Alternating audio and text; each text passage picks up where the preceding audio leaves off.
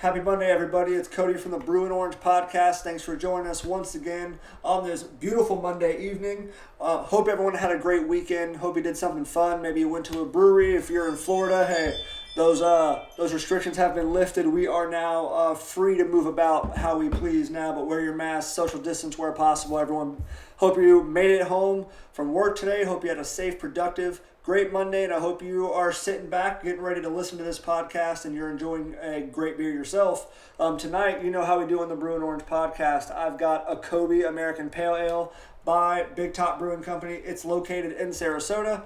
Look, grab yourself a ice cold local craft beer while you're enjoying all these beautiful Tampa sports, whether you're here or you're somewhere else, but particularly if you're in Tampa, go grab yourself some Big Top Brewing Company, whatever it is you'd like to have, because right now Tampa sports are kicked off. Man, we're having a great time. We won the Stanley Cup. We're still celebrating that. ALDS starts tonight in about 45 minutes. Rays versus Yankees. What a crazy series that's going to be. We already know the bad blood that exists between the two of them. It's only going to get worse, I bet. This is going to be a great series. Go Rays all the way. But let's first enjoy, like we said, Big Top Brewing Company, a Kobe American Pale Ale. What is this? 5.2 ABV, located down in Sarasota. I got it at ABC, Northdale Mabry. You can get it at Total Wine as well. American Pale Ale, 5.2. That means that's an all-day, everyday type of crushable APA right there. So let's crack this. Happy Monday, everybody. Hope you worked hard, made it home safe. Crack yourself a local craft beer and listen to the podcast. We got 2 Monday Night Football games. One just kicked off, and there's another one right after. What a crazy Monday night. Would have been wild to have one on a Tuesday, huh? So look at this. There we go. Almost looks like a lager type. A Kobe American Pale Ale from Big Top Brewing Company right in Sarasota. Let's see. 434 check-ins on Untapped, 3.69 average. Not bad, and that's not a lot of check-ins. That means this beer is going to be pretty good. Let's find out. Cheers, everybody. Happy Monday. Thanks again for tuning in, if you're watching, if you're listening, to another Brew and Orange podcast. Cheers.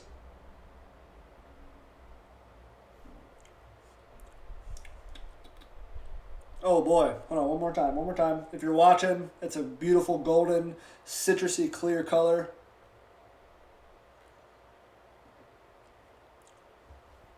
Now, if you're watching, those are some big sips. That's because that's deliciously smooth and crisp. Very crushable. I'm going to go with a 3.5 on that. That's very good. I'm an IPA, hazy IPA guy. This is very light. This would be perfect for the golf course. Not going to lie, I'm going to have to pick up a few of these ABC before the next round. Once my back gets better. Anyways, 3.5, a Kobe American Pale Ale from Big Top Brewing Company. That's my rating. Go find it on Untapped. Brew and Orange. It's very citrusy. Smells very nice. Looks very crushable. Look at that. That's good stuff right there. There we go. If you're listening, tune into YouTube tomorrow and you can catch this live and you can see what we're looking about, what we're oohing and we're on about. 3.5 from me, Brew and Orange, on Untapped, number 747, I think it is. Did have some good beers. I did have yesterday a Contact Haze by Elysian. They do Space Dust. Those are great beers. Space Dust is another parallel. Maybe I'll get some of that on here. It's not local, but definitely something worth talking about. All right, so Brew and Orange, that's our beer today. Big Top Brewing Company, a Kobe American Pale Ale. It's a 5.2 ABV. I gave it a 3.5, and it's a 3.69 average. I should be like, their number 440th check-in. So I'm honored. Thanks, Big Top Brewing Company. If you're in the Sarasota area, go down and grab some. Cheers again before we get on to the Gators. All right, here we go. Once again, Florida walks away with the win. They win by 2 touchdowns. I think the spread was 16.5, 17 at one point. They did not cover. Any other day, we are super happy about a 14-point victory over South Carolina or any of those teams who we face in the East that usually give us more trouble than they're worth. It may have seemed like this game was close at one point, but then after that, Florida kind of ran away with it. They got a little bit of separation, and if anybody took the gas, let off the gas pedal, it was Florida for sure. There was actually a lot. Dan Mullen kind of addressed that sort of thing in his interview today. We'll talk about that in a minute. He just said there wasn't a lot of execution going on. You could see that at one point when Florida was up pretty big, I think by 21 points, they actually only scored. They only had about 12 yards of offense after that fact. That right there just tells you that they let off the gas pedal. They stopped executing. At one point, I mean, you'll see Florida had, what was it? They had Whitmore, Henderson, and Shorter on the field all at one time.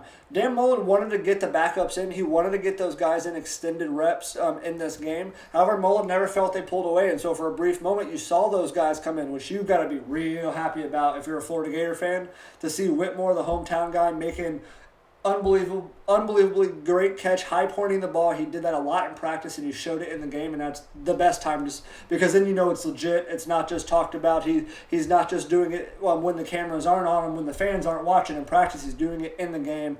And some people were mad that Kyle Trask made that throw. I am. My buddy AJ, my cousin AJ was there. We talked about it.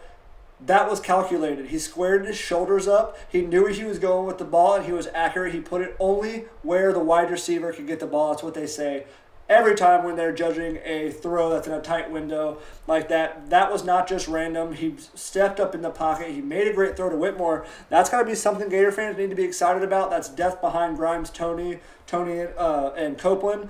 That should excite everybody. Billy Gonzalez is a great developer of talent, and now he has a lot of talent back there. Shorter looks good. He's catching these screens. He's getting upfield a little bit quicker. It's only game 2. I imagine he's going to play better. But let's talk about the Kyles, man, because that's really who. There's 3 players who stood out: Kyle Trask, Kyle Pitts, and Kadarius Toney, obviously. So let's get with the Kyles real quick. Trask with 4 touchdowns. What can we say? He's got 10 touchdowns on the season already. I think it's second in the nation right now. Pitts, he gets another 2 touchdowns. That's 6 touchdowns on the season. He only had 5 last year. He's eclipsed his whole season total in, what do they say, in 6 quarters, because he had already scored those touchdowns by the third quarter in both games. Just look to him to keep doing that. I mean, it's you've gotta like what the offense is doing right now, especially with Kadarius Toney looking like a real threat on a consistent basis from the slot. He's not just a gadget guy. He's not just a flip it and just throwing screens or, anything in the backfield that they were doing before. They're actually getting him the ball out in space. Did you see the cut on that led to the 53-yard touchdown? He shook the guy. He put him on skates. He broke his ankles. Separation because of how athletic and how quick he is, his quick twitch muscles, you cannot teach that. He put the foot in the ground. It was an underneath turn, and he was off to the races, broke 5 tackles for 53 yards on that touchdown. That you can't teach. That's what Mullen has been wanting him to do since we heard the press conferences last year. He said, if I can get Kadarius Toney just to catch the ball, book it upfield, you get plays like that on a more consistent basis, and he's looking like he can do that this year. And I'll drink to that for sure. So that was a great play, and it just leads into what we talked about earlier. You have these guys making plays. Pitts is a touchdown threat every time. Toney is a touchdown threat when he touches the ball. And now you have people like Trent Whitmore who are making plays like this. Xavier Henderson was getting separation out there. South Carolina doesn't have the best defensive backs, but however, that is genuine competition that they were fighting. And that's a Will Muschamp defense. And what people need to understand is I'm not surprised by the outcome in this game. Muschamp is a defensive-minded coach. The score of this game compared to Ole Miss with Lane Kiffin, who's an offensive-minded coach, the scores reflect the attitudes of those 2 coaches. It shouldn't surprise you. 600 yards apiece between Ole Miss and Florida last week. That's no surprise given Lane Kiffin's not a defensive coach. This time, what happened? We didn't put the 600 yards up. We didn't throw 6 touchdowns. Still threw for 2 touchdowns. If that is Kyle Trask's worst day, which it may just have been, that may be the floor, unbelievable ceiling coming forward, and Florida fans should hope for those sort of games every time, sprinkled in there with your 4 or 5 touchdown games because the talent's around him. This offense has a lot to be happy of. The running game is still averaging nearly 6 yards a carry. Dameon Pierce is your thunder. We talked about that. Malik Davis is your lightning, but he still runs violent. Dameon Pierce runs downhill every time. He has only had 1 carry that did not result in a positive gain of yardage. Think about that. So that's very good. That means the offensive line is also getting pushed. Remember, we were pretty worried coming in. We started these podcasts, and we were talking about all the notes coming in and out of camp while they were slim with limited sources. The sources were that the offensive line was not that far along, and so far, even with Ethan White's injury, Hagee, Stone, Forsythe, these guys are actually showing up and they're creating some push. They're allowing a 6-yard per carry clip right there. They rushed for 190 yards that first game. They didn't quite get there this time, but it doesn't matter because they're still getting positive yardage. There are glimpses of something to be positive about. And when you can, hey, look what we did on the first drive of the game. Right down the field, I think we've done that. Both games now, starting drive results in a touchdown. Dameon Pierce was able to set that edge and get around, and he scored an easy walked in. And that's the kind of scores you want. Those deflate the momentum of the other team because Bobo and Colin Hill marched right down the field on Florida, too. I think it was 75 yards, took up 7 minutes. And that's actually what we're going to get into next. Look, the defense has to show more. There were highlights that you can see, and you can kind of look back and be like, look, if they can make those plays more consistently, the pass coverage was a little bit better. We didn't give up the huge plays over the top. No one really got behind the defenses as often as they did with Ole Miss last week. Those are things you can hope to improve on. But however, the defensive line is just not getting the pressure that we hoped. I mean, the talent on there, we are missing Kyrie Campbell on the line. You're missing Brad Stewart in the backfield. And maybe you add those two guys back into the rotation. There were some depth chart changes today. Marco Wilson was marked as the starter at star, and Jaden Hill is now marked as the starter outside cornerback. Florida fans, I know, are happy to see that because one person in particular was not any longer listed on the starting lineup, and all the Florida fans were definitely up in arms when that first depth chart came out, and he was. So breathe easy because he's not there anymore. Does that mean he's not going to play? I'm sure he is. That's another thing a lot of Florida fans are kind of upset about, these snap counts going on right now. I'm like the rest of you. I want to see Bogle getting more snaps. His snaps were significantly reduced when Moon came in the game this past week. I want Bogle back in. I want Diabate back on the line. I don't want Bernie at linebacker. You got to do something else with the rotation there. Get James Houston more snaps. The staff likes Bernie. He's athletic, I guess, but he's just not showing it in the game. Like we just said, Trent Whitmore can make the catches in practice, and he just did it in the game. I'm not concerned with what Bernie does during practice if he can't apply it to the game, and I guess that's what it is. He's not reading the defense very well. If you watch Ventrell Miller in the middle, that guy, he wreaks havoc. He reads the plays, and you're not seeing that sort of astuteness from Bernie. One highlight of the defense was Zach Carter was your SEC Defensive Player of the Week. He had 8 solo tackles, 1.5 for a loss. Zach Carter, that's a glimpse of what we expect him and what we know he can be. So if he can produce that this week at Texas A&M is not going to be easy. Look, they only hung around Alabama for garbage time once Alabama had already put the backups in. But look, we can't fool ourselves. Kellen Mond is athletic. He doesn't always show it. He's spoken very highly of every preseason. He has his glimpses and he flashes a little bit. But however, Florida's defense is, look, Cameron Harris for South Carolina was running downhill, running through people. The defensive line was not getting enough pressure. There was no batted balls down that led to interceptions. There was no fumbles caused by sacks. We didn't have that sort of big playability that we know the Gators are capable of playing when they blitz, when they force the pressure. We're not seeing that. It's going to have to show up at Texas A&M. Me and a guy of mine, we were going back and forth on Twitter today. Florida has to – this is game 3 and it doesn't matter. You're 0-0 going into the biggest 2-game stretch of your season. You got LSU next week and you've got Texas A&M this week. Texas A&M on the road, LSU at home. You've got to get out of College Station with a victory because that LSU game, while they are still LSU, I don't care if they did just lose 24 players to the draft or opt-outs or whatever it was. It's still LSU. You saw what it did to Vandy. Look, Florida's defense has to play its best game of the season on Saturday for Florida to walk out of College Station with a victory. Simple as that. You're going to need, hopefully Brad Stewart's back. He's listed second on the depth chart. Take that for what it's worth. Look, you got to get a great game out of the defensive back. The linebackers have to play their best.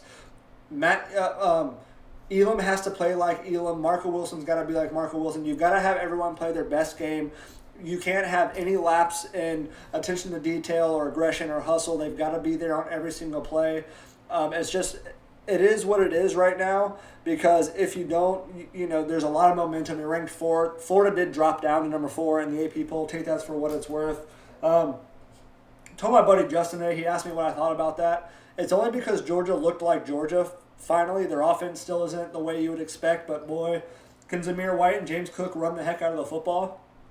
He's a true sophomore wide receiver. He played really well. So Auburn didn't look great. So for whatever that's worth, but they rewarded Georgia with one bump up and dropped us just because Auburn was ranked 7th at the time, and Georgia exposed them and actually showed what their defense could look like, not what it looked like against Arkansas. So that's why they gave it to them. Florida will be back there. I mean, this is a ranked top 25 opponent in Texas A&M. If LSU continues to win, they'll still be flirting with the top, 25 teams. So Florida now has 2 opportunities in a row to capitalize. The defense has to come out, play their best game, and that goes for the offense and Kyle Trask as well. The offensive line will have both lines. If you wanted to ask and we'll get to more of what we expect, what Texas A&M is all about. I'll give you some details on Wednesday about that, Wednesday or Thursday. But if you want to know the keys to the game and what's going to make Florida be able to walk out of College Station with that victory, it's the offensive line, and it's the defensive line. Brenton Cox and Carter Moon, they've got to play their best game. You need pressure on Kellen Mond, because look what dual threat quarterbacks have done to us in the past. Look what Terry Wilson does to us. Look what Plumlee and Corral did to us the first game. So that's just going to be the keys to anybody's victory of a game who knows Florida, who's watched them play this year and years before this, what this team is all about and what this defense is capable of. And it's about stopping the dual threat quarterback. You got to have gap integrity. You got to be able to just stay in your lanes, not let him get outside of you, because when he extends his legs, when he extends the play with his legs, that just leaves more room for these cross-body, cross-field throws that gain all these yardage. You give up the big plays. You don't get off the field on 3rd downs. And next thing you know, Texas A&M is hanging around this game when Florida is capable, and should be capable, of going up and down and scoring at will like they've proven they can. Look, that's the only way they walk out. I think they do. I'll give you a prediction and stuff as we get later in the week. We'll see how, injuries go, whatever comes out of what comes off the streets, and we'll see what these two teams look like as we get closer to Saturday, and we'll give you a prediction then. But that's the key to victory right there, is just winning on both sides of the ball in the trenches right there. That's for me. So look, Rays. Let's move on to the Tampa Bay Sports Roundup here. We got the Rays and the Yankees ALDS tonight. Snell's on the mound against Garrett Cole. This is going to be a game that's going to have some bad blood to it. We've already seen what the regular season was like. The Rays went 8-2 out of 10 in the regular season. The Yankees are healthy right now. They're hitting the heck out of the ball. The Rays have to pitch their best game. That's as simple as that. You have Snell on the mound facing Garrett Cole. The Rays knocked around Garrett Cole a good amount during the regular season, which helped to that 8-2 record.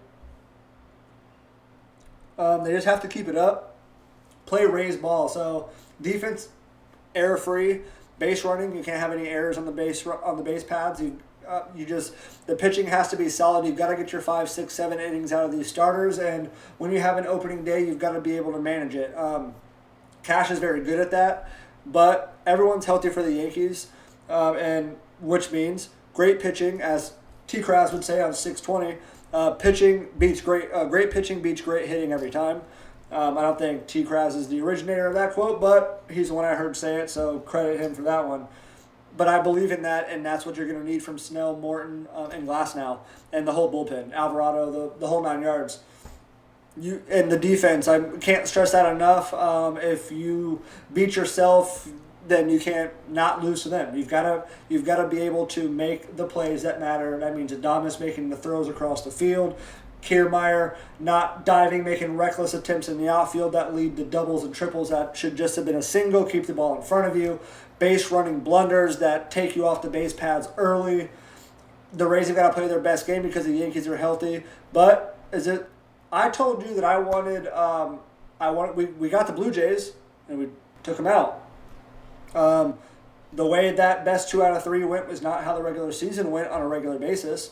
So that's a good thing. Maybe the Rays are hitting their stride right now. They're going to be able to take it to the Yankees. You'd love to see. It's a 5-game series, by the way. So a 3-game series against the Blue Jays, 5-game series against the Yankees, all in the bubble. So this is going to be interesting. How do these teams respond to bubble play now? Because they're no longer at the house and going back and forth, here in Tampa and wherever they're, traveling and stuff. They're quarantined. They're going to still be functioning like that. However, this is the bubble now. This is the environment that the NBA, the NHL, everyone has been implemented right now. So I think that's something to take into consideration, what teams respond best to that. So we'll see. To be determined. Look, Bucks came from behind, like we mentioned. They're 3-1. They've now strung 3 wins in a row together. It's very promising. This is the record you would have hoped. The Saints are not. Does that worry anybody else? Now seeing the Saints kind of dropping games left and right here, I can check right now to see if they won yesterday. But for what it's worth, Chiefs are up 3-0 on the Patriots. How crazy is that, having the 2 Monday Night Football games tonight? Let's see. The problem is the Chargers are a young team. You have Herbert coming in there for the injured Tyrod Taylor, and he's played well. Look, they were up big. They were up big on the Bucks. And then you come back, Tom Brady throws 5 touchdowns to 5 different receivers, and it's the first time in his historic, successful career that he's done that. So, hey, look, was it a flash in the pan, or is this something that we're going to see on a regular basis? I know Rob Parker hates to see it, so and I don't hate to see it. Love to see it, if you're asking me. He's been running his mouth about Tom Brady this whole time. He's done nothing but string these 3 wins together. So here's something that I think Bucs fans need to recognize. Interceptions may be a part of Bruce Arians' offense and Byron Leftwich's offense, because this is something that he has never done also. Tom Brady has never thrown this many pick sixes. I think he's thrown 2 this season already. Look, it's how you rebound. Bruce Arians did say that last year they're not mature enough to bounce back, string off 4 or 5 touchdowns in a row to win a game. They weren't mature enough. They would have lost by 20 points, was what Bruce Arians said. So take from that what you will. I don't think he's calling out any one individual player, but what I think you can take from that is that there is one new individual on the team who demands a different set of expectations from everybody around him, and that's Tom Brady. Offense or defense, you know what you're getting from Tom Brady, and it shows. And I think that statement from Bruce Arians just expresses that into even greater detail, that you can just kind of read those tea leaves. Last year, you're not mature enough to win that game. You lose by 20. This year, you win the game. 5 touchdowns to 5 different people. Father Time has not taken down Brady, and we'll cheers and drinks to that as well. Look, sad news, O.J. Howard is out for the rest of the season. That's some stuff you definitely don't want to see. That really is going to look. But one thing that we know, they're tight on. Cameron Brate got involved. Gronkowski's gotten involved the last couple weeks. OJ going down is tough. You saw the long touchdown. You saw the long touchdown to O.J. Howard during the game. He's capable of making big plays. He's hard to tackle. He makes spectacular catches. That's one that's going to be missed. If you line up all of the tight ends and you asked who could you stand less to lose, or who hurts the most to lose, and it's O.J. Howard in my opinion, 100%. I bet a lot of Gator fans out there would definitely agree. So we'll pray for a quick recovery, but he's out for the season, so that's tough.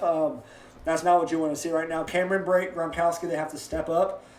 Chris Godwin's going to be out another week or so is what I'm hearing. And look, Mike Evans making dumb penalties the way he did. He's really got to get his head on straight. I would have loved to have been a fly on the wall to hear how Tom Brady responds to Mike Evans shoving a Chargers player like that, getting a 15-yard penalty put on him, This offense isn't clicking well enough to be giving out 15-yard chunks of negative yardage like that. So look, cheers everybody. I'm going to get to watching this Chiefs-Patriots game. I'm going to go ahead and eat some dinner in 24 minutes. We're Game 1 ALDS against the Yankees from San Diego. Go Rays. Let's see, a prediction real quick. I'm going to take the Rays in 5. It's probably not a groundbreaking not groundbreaking that I choose the Rays in 5. I just think this is going to be a game where pitching is going low scoring. Pitching has to win out, and I think the Rays have the pitching staff and the horses across the relievers, the middle relievers, and your starters. If you get the most out of Snell, Morton, and Glasnow, I like that lineup better than Tanaka and Cole.